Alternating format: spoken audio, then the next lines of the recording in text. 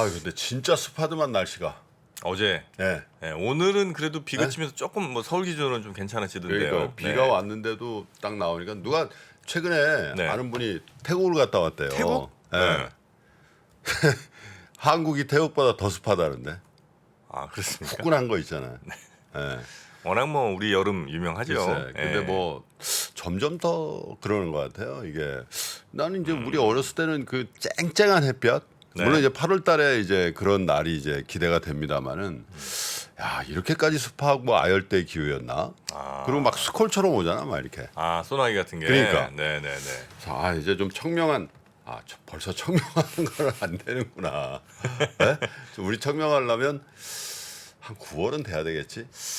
뭐 8월 한 중순 넘어가면 그래도 좀 되지 않을까? 8월 중순 되면 이제 쨍쨍하죠. 예. 벼가 익는.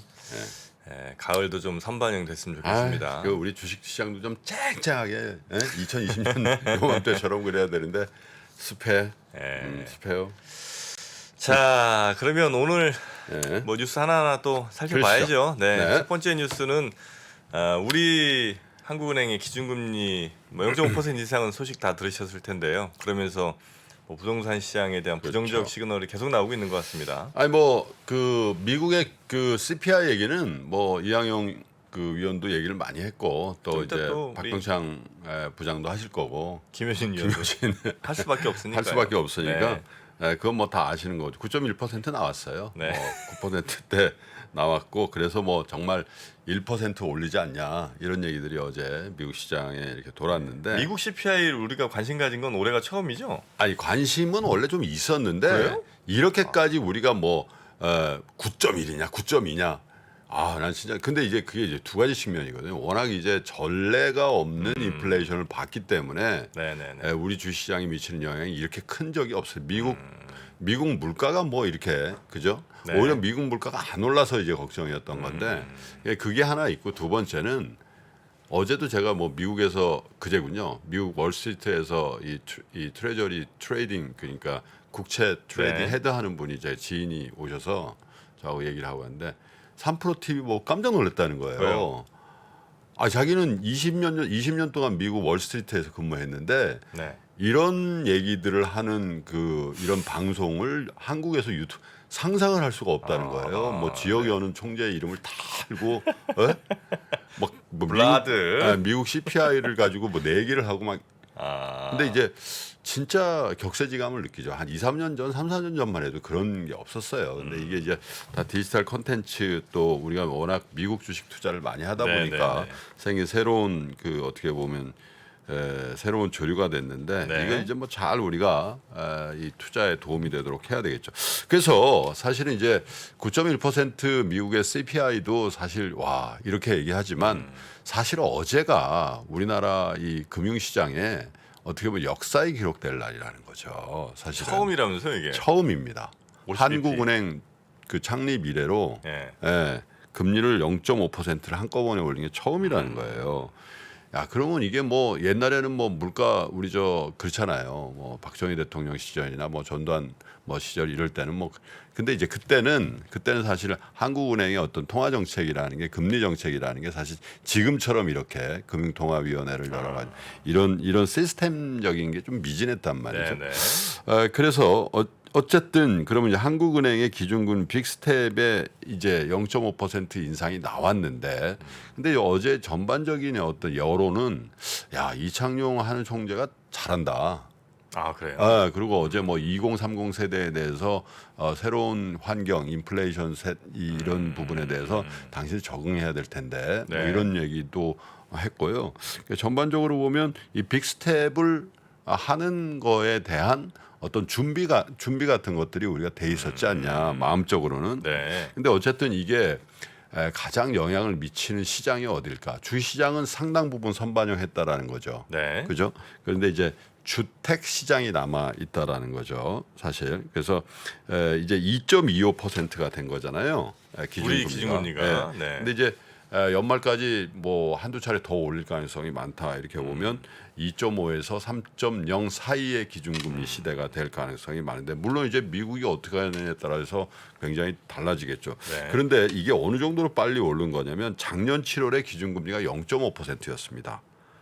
예. 8월, 11월, 네. 올 1월, 4월, 5월, 7월 총 6번 금리 인상을 했는데 7월에는 뭐 얘기한 것처럼 0.5% 올렸잖아요. 그래서 2.25가 됐는데 1년 만에 정확히 1년 만에 기준금리라는 건 뭐 한국은행하고 은행 간의 초단기 금리를 기준금리라고 하잖아요. 네. 이 금리가 1.75가 됐다라는 거예요. 1.75% 포인트가 올랐다라는 거죠. 이렇게 되다 보니까 은행이 이제 바로 올리는 게 대출 금리를 올리는데 네. 가장 많은 게 이제 신규 주택 담보 대출 금리를 보면은 작년 7월에 2.81%였다는 거예요. 아, 네. 2.8. 은행이 신규로 이제 주택을 담보로 해서 빌려주는 네, 대출 금리의 평균이 2.81은 올해 5월에 3.9%로 1.09%가 이제 상승을 했고요. 그 다음에 이제 만약에 이렇게 되면은 이 신규 주택 담보 대출 금리를 비롯한 은행 대출 금리 계속 오를 거 아니겠어요. 그래서 우리가 한번 본 거예요. 예를 들면 금융위기 당시에 2008년 12월과 2009년 1월에 네. 국내 기준금리가 각각 3.0과 2.5. 그러니까 올해 하반기에 기대되는 그 레인지에 들어와 있는 거죠. 그래서 이때의 신규 주담대 금리가 각각 6.81, 5.63%까지 오른 적이 있다. 그러니까 기준금리는 3이었는데 예. 주담대 금리가 6.8. 그렇죠. 아, 예. 그러니까 주택 시장은 사실은 전통적인 레버리지 시장이거든요. 네네. 아니 물론 뭐 무슨 연예인들이 뭐 100억짜리 집을 뭐 꼬마 빌딩 현금으로 샀다. 뭐 이런 뉴스가 아니 그건 아주 극히 일부고. 네네네. 그러니까 뉴스가 되잖아요. 네. 근데 집을 살 때 대부분 대출을 받아서 그렇죠. 사기 때문에 네. 이 대출 금리라는 게 주식을 살 때도 물론 뭐 신용을 쓰거나 주식담보대출을 받는 경우도 이 주택담보대출에 비하면 현격히 떨어지죠, 그죠? 그래서 국민은행의 박원갑 부동산 수석 전문위원이 뭐라 하냐면 금리 인상 랠리가 마무리돼야 주택 가격 하락도 진정이 된다. 지금 하락세잖아요. 근데 이게 언제 진정이 되냐? 금리 인상의 랠리가 일단 멈출 때까지는 네네. 주택 가격의 하락세가 멈춰지지 않을다. 근데 이제 만약에 금리가 급등을 해버리면 주택 가격의 하락에도 영향을 주지만 또 무슨 문제가 생기냐? 전세 대출을 받은 무주택자도 굉장히 힘들어지죠. 네네. 예를 들면 이런 겁니다. 부동산 플랫폼이죠. 직방의 조사를 한 걸 보니까 아까 말씀드린 그 기준금리가 2.5에서 3% 레인지에 들어왔던 2008년에서 2009년 가계대출 금리를 보니까 그 5%에서 8%대로 대출을 받았는데 이 대출자의 퍼센테이지가 75%에서 85% 정도 된다는 거예요. 이 정도 대체로 금리. 다 그러시죠. 예. 예. 그렇죠. 근데 올 5월 기준으로 해당 수치가 6.9% 이렇게 된다는 거죠. 그러니까 그때랑 비슷한 건데 이렇게 되면은 이 그 비교적 고금리죠. 6%대 빌리는 차주의 비중이 50%를 넘어가게 되면 네. 이게 실질적으로 우리 경제나 이 민간 소비에 주는 영향이 굉장히 높을 수밖에 없잖아요. 왜냐하면 네. 대체로 이런 겁니다. 만약 전세금이 5억인데 4억을 대출받는 이런 경우는 많아요. 많죠. 사실은. 예. 비교적 주택 구입 자금보다는 전세 자금 대출을 더 많이 해줬기 때문에 그래서 80% 4억을 대출을 받으면 금리가 4%면 한 달에 133만 원만 한 달에 133만 원을 이자로 내야 됩니다. 4%의 경우에 예. 그렇잖아요. 예. 4억에다가 4%. 예. 그러니까 이게 133만 원을 내면은 이거는 세금 떼고 국민연금 떼고 다 낸 거에서 133만 원을 떼는 거거든요. 무조건 나가야 되는 그렇죠. 거죠. 네. 그러니까 야 이게 이렇게 되면 어떻게 그 대출을 받겠냐 이런 생각이 드는 것도 거기다가 이제 이런 상황이 되면 차라리 월세를 사는 게 낫겠다. 월세 전환율이라는 거를 네네네. 하잖아요. 전세를 이제 월세를 했을 때 이자율인데 이거를 뭐 통상 2.5에서 4% 사이를 보거든요. 만약 굉장히 낮게 이걸 협상을 잘해서 2.5% 적용하면 보증금 1억에 월세 83만 원을 내게 돼 있단 말이에요. 그래서 이런 고금리 상태가 되면은 전세의 급격한 월세화가 진행이 된다. 네. 그래서 거기다가 또 걱정이 뭐냐면은 이렇게 되면 이제 그 전세 비중이 높은 그 가격 집값이 근데 이런 많이 월세를 좀 더 받겠죠, 뭐. 그렇지 물론 않아요? 이제 그렇긴 한데 네. 지금 현재로만 보면 이제 그렇다는 건데 그러면 이제 전세 가격이 좀 빠지는 부분도 있겠죠. 왜냐하면 네네네. 이자 전세를 내가 4억을 받으면 옛날에 은행 가면 0.5% 줬는데 지금은 3% 주니까 그런 부분이 있는데 어쨌든 이 임대차 거래 전세가율이 80%를 넘는 거 이거 조심하라는 거예요. 집값 빠질 수가 있죠. 네네. 그랬을 때 이른바 통상 우리가 예전에 얘기했던 깡통 전세가 나올 가능성이 굉장히 많아질 수가 있으니까 거기다가 사실 이 자산 시장이 버블화가 되면서 정말 이런 생각 이런 건물 하나 없으면 뭐 부자에게 듣나. 그래서 어디라도 건물 하나 있어야 된다. 이런 수익형 부동산들 있잖아요. 네네. 이게 다 투자 상품이거든요.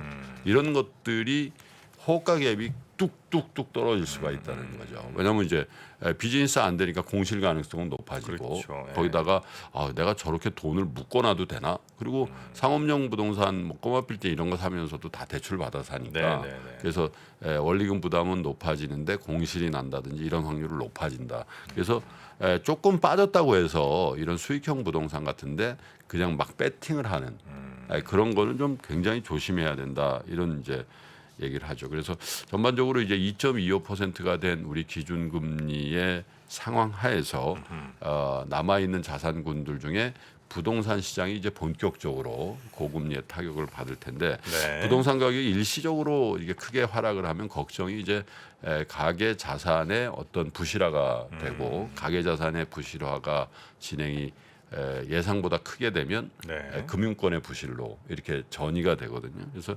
은행주를 비롯한 금융회사들의 어떤 주가 판단도 이 부동산 시장하고 주가 빠진다고 해서 은행이 나빠지는 경우는 거의 없어요. 그런데 부동산 시장이 구조적으로 확 빠진다든지 이렇게 되면 은행의 어떤 자산의 건전성에 영향을 줄 수밖에 없거든요. 네. 대출의 상당 부분이 주담보대출이기 때문에 주택담보대출이라서 그런 부분들도 우리가 염두에 둬야 되는 그런 이제 고금리 시대에 본격적인 문이 열려버렸다 이렇게 봐야 될 것 같습니다. 네. 자, 특히 그 대출 막 이것저것 끌어갖고 이른바 영끌 하신 분들 뭐 이런 분들이 굉장히 좀 위험한 상황에 놓일 수도 있겠다는 생각이 들기도 하네요. 자, 두 번째 뉴스 전해드리겠습니다. 뭐 다들 예상은 하겠습니다만 상반기에 상장사 10곳 중에 8곳의 시가총액이 줄어들었다. 그러니까 뭐 8곳만 줄어들었나 이런 생각을 할 수도 있어요. 대부분 다 늘어난 데가 그 과연 있나? 중에서도 20%는 그래 늘어났다는 것도 참 희한한 건데 상반기에 그 시가총액 감소라 보니까 가장 많이 시가총액이 감소된 게 삼성전자입니다. 역시 뭐 네, 시가총액이 제일 1등이니까 크니까. 하락률이 1등은 아닌데 전체 크니까요. 128조 원이 줄었다고 하고요. 128조 원이 줄었어요? 네, 삼성전자만 상반기에 우리 주식의 하락세가 굉장히 도드라지고 전방위적이었다. 네네. 이렇게 봐야 되는데 사실 이제 아까도 이제 금리 말씀을 드렸습니다만 금리의 상승을 선반영한 결과고 금리의 상승이라는 게 경기의 후퇴 혹은 침체, 스태그플레이션 이런 어떤 두려움이 우리 주식을 제약했던 상반기인데 과연 이게 어느 정도까지 더 진행이 되나 경기 침체에 대한 두려움 그런데 전반적으로 보면 인플레이션에 대한 두려움은 주가에 많이 반영이 돼 있는 것 같고 네. 그다음에 그로 인한 경기 침체에 대한 우려는 한 절반 정도 뭐 김한진 박사님의 의견도 그렇고 뭐 그렇는데 단 한 가지 이제 우리가 조금 생각을 좀 바꿔줘야 될 게 공통적으로 이제 투자를 많이 한 분들이 공통적으로 하는 말씀입니다. 제가 전해드리면 네. 주식 투자를 오래 한 분들은 그걸 다 기억을 하는데 왜냐하면 지리한 박스권 장세라든지 네네네네. 이런 걸 다 경험을 했단 말이에요. 근데 주식 투자를 3년, 4년 혹은 2년 하신 분들은 급하게 빠졌어? 급하게 올라간다. 이런 확신이 있다는 거예요. 네네네. 그래서 이제 급하게 빠지는 날 계속 사가지고 불을 탄다든지 이런 경우들이 많다. 근데 너무 강렬한 추억이 있는 거죠. 2020년 3월부터 2020년 상반기 동안 있었던 급등장. 그것이 2022년 하반기에도 나올 가능성이 있죠. 네. 그런데 지금은 인플레이션에 대응하기 위한 긴축 정책의 무드가 계속 강화되는 시기에 경기 침체가 왔기 때문에 이게 V자형으로 반등하는 거에 대한 기대를 좀 버리는 게 좋다. 네네. 바닥은 다질 수 있으나 그것이 큰 수익으로 바로 연계되기는 네. 쉽지 않다라는 이제 그런 말씀들을 주식 투자를 오래 하신 분들이 네. 대체로 지금 장 상황을 판단하시면서 얘기를 하고 그 흔한 얘기로 배틀을 좀 짧게 잡아야 된다는 얘기들을 많이 하잖아요. 네. 그래서 제한된 유동성이 굉장히 순환매적인 그런 장 상황을 연출한다. 네. 그래서 굉장히 좋아 보이는 업황이 있음에 불구하고 예전 같으면 2배, 3배 갈 것 같은데 10%, 20% 오른 다음에 다시 빠져버린다든지 네. 그런 이제 모습들이 앞으로도 재현이 될 가능성이 많다. 이런 얘기들을 네. 하시는 것 같습니다. IMF가 세계 성장률 전망을 더 낮춘다는 소식이 이게 이제 뭐 IMF가 분기에 한 번씩 성장률 전망을 낮추는데 예고를 했어요. 이제 바꿀 거라고. 그만큼 이제 세계 경제에 대한 회의론이 굉장히 위중하다라는 거죠.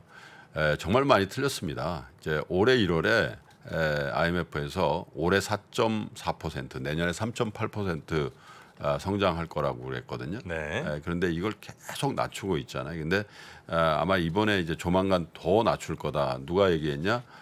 게오르기 예바 IMF 총재가 그런 얘기를 했어요. 근데 이제 이런 얘기들의 근간이 뭐냐면 미국의 어떤 강한 긴축 정책이 계속될 가능성이 있고 거기다가 이제 에너지 위기라는 거죠. 네. 유럽 쪽에 러시아 우크라이나 전쟁을 통한 그 에너지 위기가 유럽 경제를 굉장히 크게 하방을 키우고 있다 이런 거고 어제요 캐나다 중앙은행이죠 BOC인데 주요국 중앙은행 가운데 처음으로 1% 금리 인상을 해버렸어요. 네. 그래서 미국 연준에 어떻게 보면 시그널 아니냐. 왜냐하면 이제 캐나다의 경제라는 게 미국하고 굉장히 밀접하게 연관이 돼 있잖아요. 그래서 선진국의 이런 금리 인상이 어디에 치명적인 영향을 주냐? 신흥국에 치명적인 영향을 줄 수밖에 없다.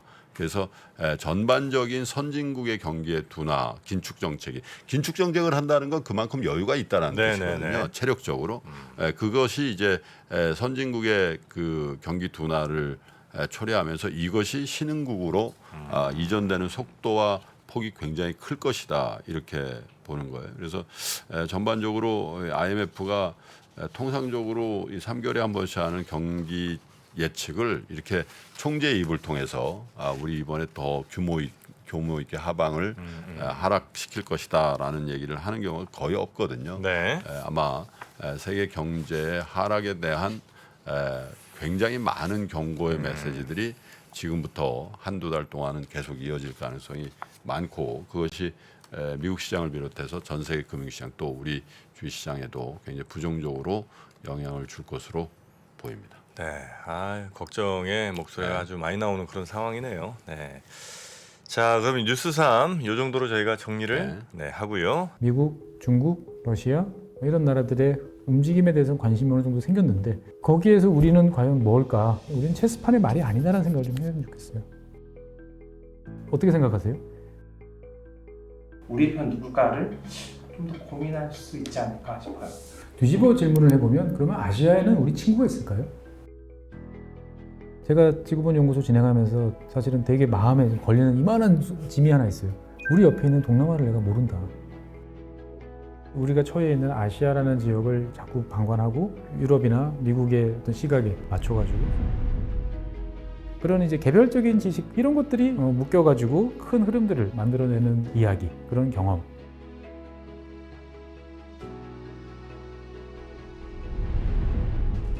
작고 잡다한 지식이라도 그것들을 절대 무시하지 말라. 나는 그건 되게 긍정적이고 그런 지식들을 연결해서 말 그대로 위즈덤이잖아요. 정말 현명해지고 뭔가 남들하고는 좀 차별화된 그러한 관점 그리고 그러한 비전